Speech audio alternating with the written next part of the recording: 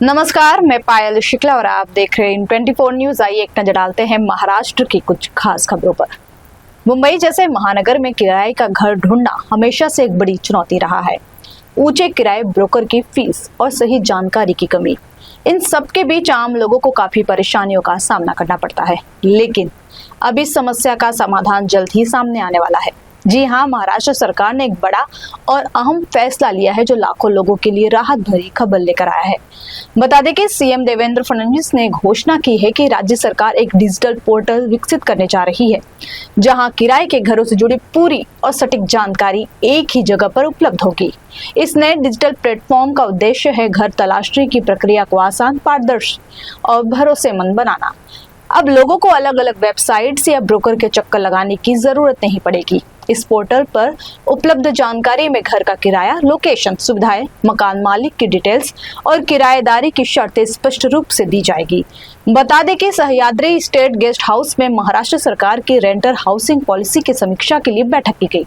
बैठक में देवेंद्र फडणवीस ने राज्य के हाउसिंग डिपार्टमेंट को निर्देश दिया कि वे किफायती रेंटर हाउसिंग चाहने वाले नागरिकों की सुविधा के लिए एक पोर्टल तैयार करें। सीएम फडणवीस ने जानकारी देते हुए कहा कि बड़ी संख्या में नागरिक नौकरी की तलाश में या अपने कारोबार शुरू करने के लिए बाहर से मुंबई आते हैं। ऐसे में उनके लिए सस्ती दरों पर किराए के घर उपलब्ध कराना समय की जरूरत है। सीएम ने अधिकारियों को निर्देश दिया कि वे मांग के अनुसार आपूर्ति के सिद्धांत पर रेंटर हाउसिंग उपलब्ध कराएं। बैठक में महाराष्ट्र किराया नियंत्रण अधिनियम 1999 को और प्रभावी बनाने के लिए पुलिस उपायुक्तों को सक्षम प्राधिकारी नियुक्त करने का प्रस्ताव दिया गया। इसके साथ ही किराए से जुड़े विवादों के त्वरित निपटारे के लिए 100 विशेष अदालतें स्थापित करने की योजना बनाई गई।